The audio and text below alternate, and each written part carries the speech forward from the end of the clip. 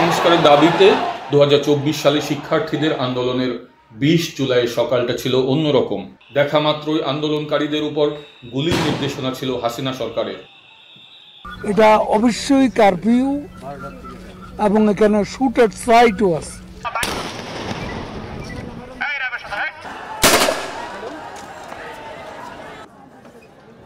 Curfew ও গুলির আতঙ্ককে পরাজিত করে সেদিন রাজপথ দখলে নেয় ছাত্র জনতা। রাজধানী সহ দেশের বিভিন্ন স্থানে সংঘর্ষ ও গুলিতে মারা যায় 26 জন।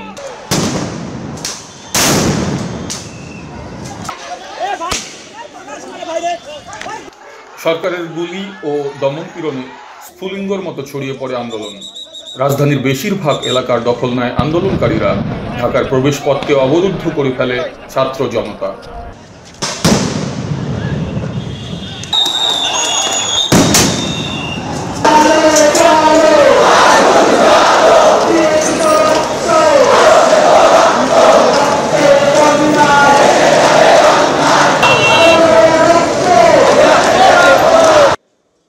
আন্দোলন দমনে নির্বিচারে গুলি করে আইন শৃঙ্খলা বাহিনী। কোথাও কোথাও ব্যবহার করা হয় হেলিকপ্টারও।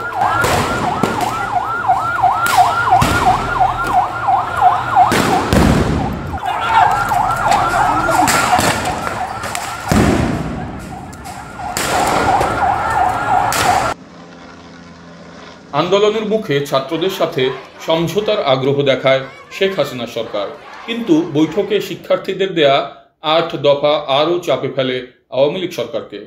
কোটাকে ন্যূনতম মাত্রায় 5% এনে সংসদে আইন পাশ করতে হবে।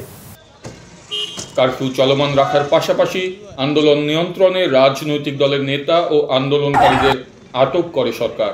শিক্ষার্থীদের আন্দোলনের প্রধান সমন্বয়ক নাহিদ ইসলামকে তুলে নিয়ে যায় আইন শৃঙ্খলা বাহিনী। আমাদের বৈষম্যবিরোধী ছাত্র আন্দোলনকে ছত্রভঙ্গ করার জন্য আমাদের সমন্বয়কদের নানা ধরনের এখানে প্রহসন এবং নাটক করা হচ্ছে।